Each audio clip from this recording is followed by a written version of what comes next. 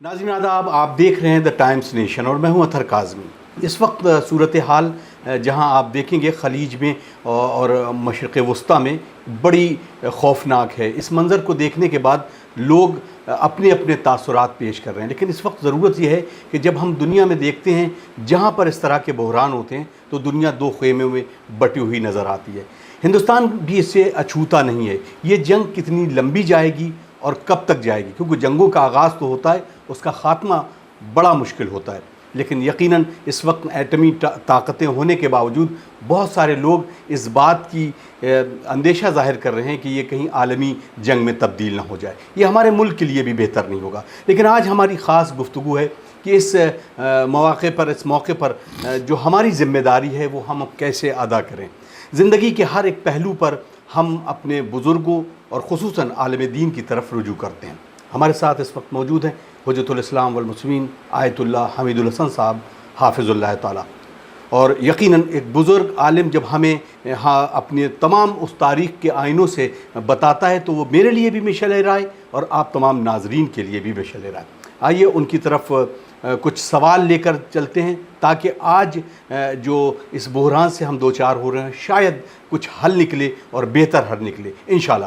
السلام علیکم۔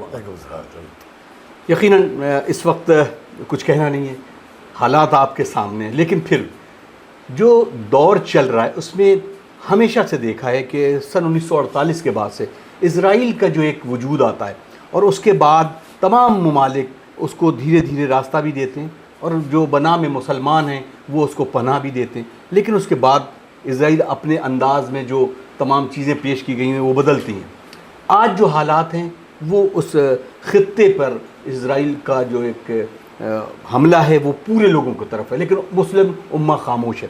حضرت میرا سوال یہ ہے کہ کس نظریے سے دیکھتے ہیں اور کیسے آج اس بحران سے باہر نکلا جائے؟ اعوذ باللہ من الشیطان الرجیم، بسم اللہ الرحمن الرحیم۔ جو سوال آپ کا ہے وہ بہت اہم ہے۔ ہم یہ کہہ سکتے ہیں کہ اس وقت خالی آج کی بات نہیں ہے، 100 سال پہلے جب یہ قصہ فلسطین سے شروع ہوا، اسرائیلی قصہ، تو اس پر ہم تاریخ کے اس دور تک نہیں لے جائیں گے آپ کو۔ ہاں یہ ضرور دیکھنا چاہیے کہ جو ان کی اس وقت بھی کیفیت ہے کہ اپنے بات کو منوانے کے لیے انہوں نے صرف یہ ثابت کیا کہ ہم پر حملہ ہوا تو اس کا جواب ہم یہ دیں گے، اور ساری دنیا جو دو خیموں میں بڑھ جاتی ہے جی، اس سے مجھے یہ شکایت ہے کہ کاش آپ یہ بھی تو غور کریں کہ جس پر حملہ ہوا تھا جو کہا جا رہا ہے تو وہ حملہ کرنے والے قصوروار تھے یا جواب میں جتنے لوگوں پر حملہ ہو رہا ہے وہ قصوروار ہے؟ کس کی خطا ہے؟ یہ ہزاروں بچوں کا مار دیا جانا، جی، ہزاروں عورتوں کا ختم کیا جانا، لاکھوں لوگوں کا بے گھر کر دیا جانا، اس کو کیسے جسٹیفیکیشن کیا جائے گا، کیسے انصاف کیا جائے گا اس کا؟ یہ سب اس لیے ہے کہ ہم انسانی زندگی میں فراموش کر جاتے ہیں اس بات کو کہ ہمارا مذہبی تاریخی جھگڑا و فساد جو ہے وہ پوری دنیا کو اس طرح متاثر کرتا ہے۔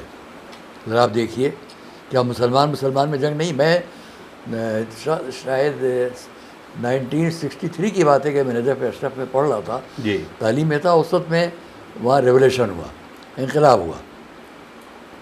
اس انقلاب میں ایک طرف وہاں کا پریزیڈنٹ تھا عبد الکریم قاسم، جی، اور جو رجیم سامنے آیا اس کی آخری فرد تھا یہ صدام۔ یہ 5 آدمیوں کی کمیٹی تھی اور باقی وہ سب سامنے تھے۔ اس کے نتیجے میں جو قتل و خون ہوا، ایک ہفتے کے اندر تقریباً 3 لاکھ انسان وہاں قتل ہو گئے۔ اللہ، میں وہاں تھا، میرے ساتھ میں سب تھے، بہت سے میرے لوگ جو آج دنیا میں نہیں ہیں، علامہ طالب جوہری، وہاں صادق حسین شاہ وغیرہ۔ ہمارے اس وقت کے ایک ساتھی دبئی میں، خدا ان کو لمبی زندگی دے، وہاں سے باقر نقوی صاحب۔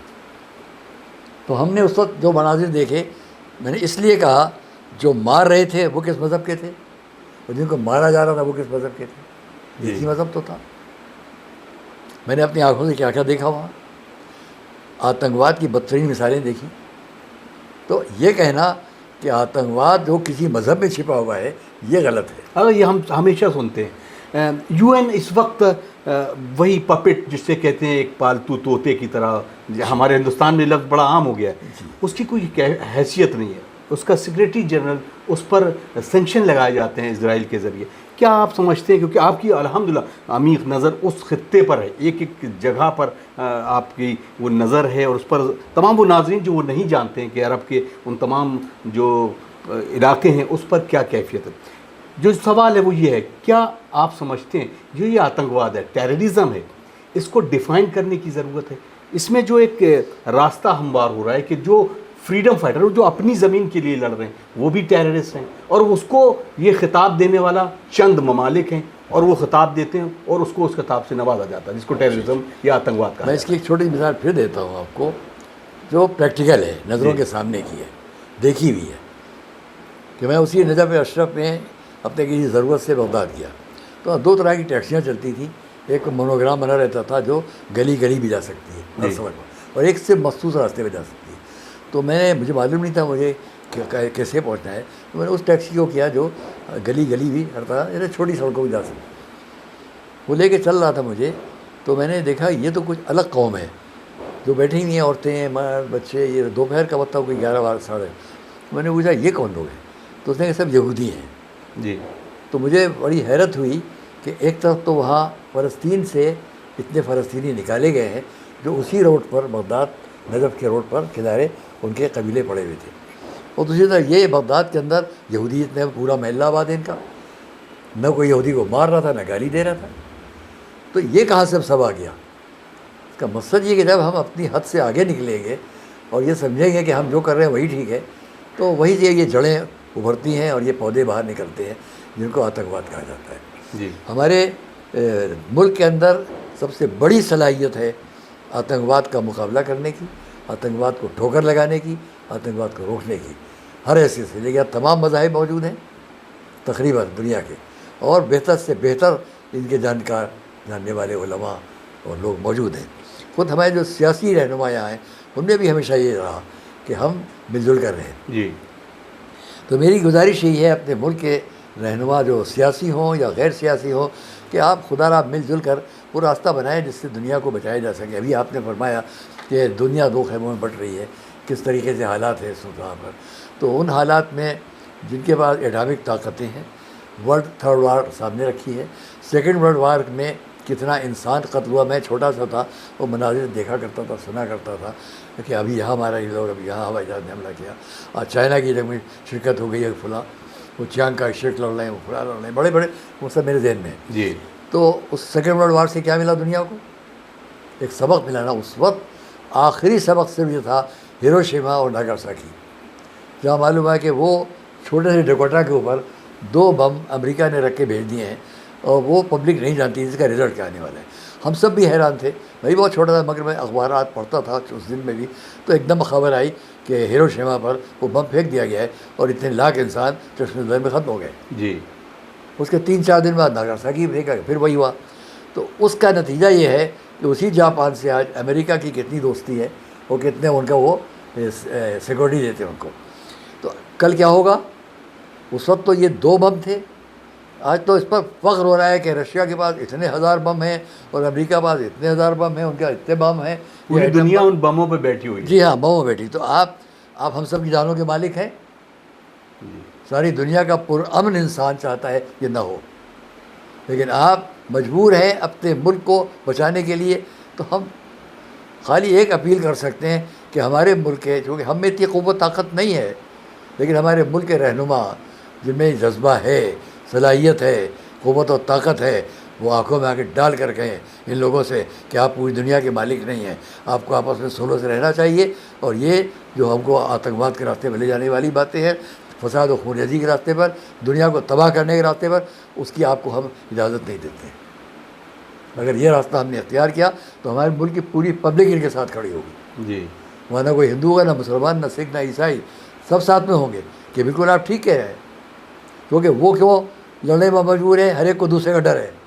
ہم کو ڈر نہیں ہے، ہم کہہ سکتے ہیں. جی. ہمارے ملک کے جو سیاسی رہنما ہیں جن کی قوت ہے، طاقت ہے، اثر ہے، وہ اس بات کو کہہ سکتے ہیں. تو آج ہم بچانے کے راستے پر اگر آگے بڑھے تو شاید اس کا ایک رزلٹ تو آئے گا. اور ابھی کوشش بھی کی تھی ہمارے ملک کے پرائم منسٹر نے کبھی یہاں جا کر کبھی وہاں جا کر، لیکن انہیں اور زیادہ جرأت و ہمت سے، جیسے یہاں پر ہمارے لوگ ہیں جو مختلف مذاہب کے ہیں، وہ اس کی آواز اٹھائے کہ ہم چاہتے ہیں کہ دنیا کو بچانے کے لیے ہمارا ملک آگے بڑھے اور اپنا کام بھی کرے۔ بہت بہت شکریہ۔ یقیناً آپ کی گفتگو جیسا میں نے کہا کہ میرے لیے بھی بہت مفید ہوگی اور تمام ناظرین کے لیے، اور امید کرتے ہیں کہ یہ امن اور یہ گہوارہ امن جو ہے پوری دنیا اسی امن کے ساتھ آگے بڑھے، اور انشاءاللہ ہم اس کی امید کر رکھتے ہیں۔ ایک مثال بسم اللہ۔ ایک مثال اور دیتا ہوں۔ جی میں حج کرنے کے لیے گیا، پھر عمرہ کرنے کے لیے گیا، تو حج کے موقع پر میں نے وہاں دیکھا سعودی عرب میں مکہ معظمہ میں کہ ایک بعض جگہ ہماری گاڑی نہیں چل سکتی تھی کیونکہ اتنے ڈبے پڑے ہوتے تھے کولڈ کے، بیپسی کا اور یہ وہ، کہ ٹیلا بن جاتا تھا اور وہ تو گاڑی نہیں جا سکتی تھی۔ جی تو میں نے وہاں ہنس کر لوگوں سے کہا یہ ڈبوں کے جو ٹیلے پڑے ہوئے یہاں سے وہاں، لیکن ہمارے ملک میں پہنچ جائیں تو لوگ ان کو گاڑیوں سے کچل کے نہیں نکلیں گے، جی ان کو وہ استعمال کر لیں گے۔ سنیے گا آپ، جی میں نے وہاں تقریریں بھی کی تھیں، اس میں میں نے اس بات کو کہا کہ ہم نے اپنے ملک میں دیکھا ہے، اس زمانے گرام فون بہت چلتا تھا، ابھی بھی ہے، تو گرام فون کی اگر وہ پلیٹ بیکار ہو گئی ہے تو اس کو بچیاں بیکار نہیں کرتی، تو پینٹنگ بنا کے سجاتی تھی۔ جی اگر یہ اس زمانے وہ سوڈا واٹر اس کے اندر وہ گولی ہوتی تھی تو وہ گولیاں وہ پھینک نہیں دی جاتی تھیں، ان کو وہ سجا کے تاج محل بنا لیتی تھی۔ تو معلوم ہوا کہ میں نے کہا ہمارے ملک میں جو چیز آپ کے یہاں پھینک دی جاتی ہے اس کو بھی استعمال کر لیا جاتا ہے۔ جی یہ ہمارے ملک کی صلاحیت ہے کہ وہ شیشے کی گولیاں پھینک نہیں دیتے، تاج محل بنا لیتے ہیں۔ گرام فون کے جو ریکارڈ ہے بیکار ہو جاتے ہیں، پھینک نہیں دیتے، ان پر سیریز سجا لیتے ہیں، اس طرح مختلف۔ تو ہمارے ملک میں صلاحیت ہے کہ بیکار کی چیز کو بھی استعمال کر لیتے ہیں۔ جی اب آپ خیال کیجیے کہ ہمارے ملک میں سب سے قیمتی شے کیا ہے؟ ان بیکار چیزوں کے مقابل سب سے قیمتی شے ہمارے مذاہب ہیں۔ جی اس ملک کے اندر سب سے قیمتی بات مذاہب ہے، ہم بیکار چیزوں کو استعمال کر لیتے ہیں، اور اتنی قیمتی شے کو ہم اپنے پبلک کو، رعایا کو، سب کو استعمال کرنے نہیں دے سکتے۔ کیا کہنا؟ ہم اس کو اس طرح استعمال کریں کہ ساری دنیا امن کا گہوارہ دکھائی دے، ہم کر سکتے ہیں۔ بہت شکریہ، بہت شکریہ۔ ناظرین، آپ دیکھ رہے تھے دا ٹائمس نیشن، اور آج جو گفتگو تھی اس کا ماحصل یہ ہے کہ ہم آنے والے دنوں کو امید کر سکتے ہیں کہ یہ دنیا امن کا گہوارہ ضرور ثابت ہوگی۔ اپنے میزبان اطہر کاظمی کو اجازت دیجیے، ہم کسی اور شخصیت سے روبرو ہوتے ہیں، تب تک کے لیے خدا حافظ۔